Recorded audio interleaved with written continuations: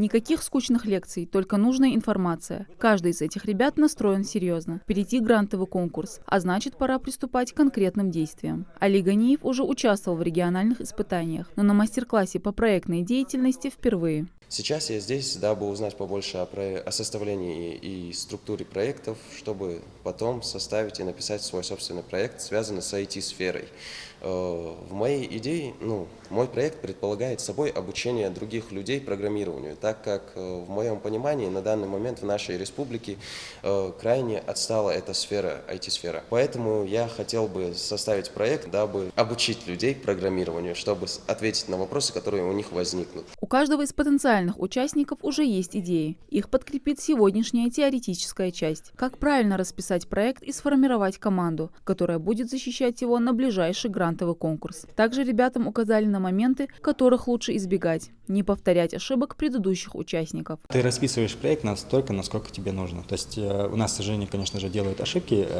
Все новые ребята, они думают, что раз можно до 500 тысяч попросить, то просят ровно 500 тысяч рублей. Но мой вам совет, тех, кто будет сейчас это смотреть и, к сожалению, не оказались у нас тут в семинаре, не поучаствовали, не просите все 500. Если достаточно 300 тысяч, например, то просите 300. После лекции молодые люди должны самостоятельно начать реализовывать свою идею, исключить все недочеты. В числе активных слушателей и студент медико-технологического колледжа Тимур Багаев. Его волнуют вопросы здравоохранения. Я большей части подхожу к медицине, так как я будущий специалист, и меня волнуют такие проблемы, как вакцинация, так как в нынешнее время люди отказываются вакцинироваться. Уже пошла вторая волна по полиомиелиту, а это серьезное заболевание, которое может привести к параличу нижних конечностей.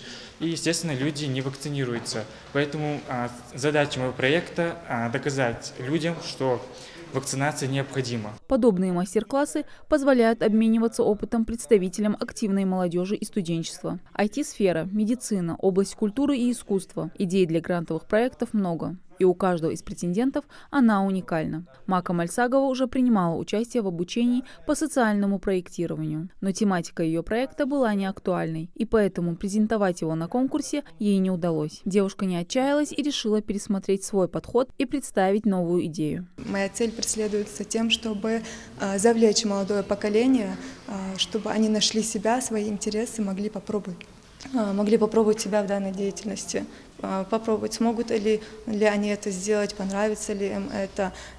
И этим самым у нас появятся новые профессионалы в данной деятельности. С проектами, которые пройдут отборочный тур, у молодых и перспективных граждан будет возможность участвовать в конкурсах федерального уровня, главным призом которых будет грант в размере 500 000 рублей. Сейчас в течение нескольких месяцев в России будет реализовываться 3 грантовых конкурса. Это Северокавказский, это Таргим, который пройдет у нас в Республике Ингушетия, и это Машук, который пройдет в Пятигорске. Мы сейчас пытаемся найти новые лица, новых людей с новыми идеями для того, чтобы подготовить их к этим грантовым конкурсам, чтобы они смогли написать достойный проект, хороший проект и смогли достойно представить его.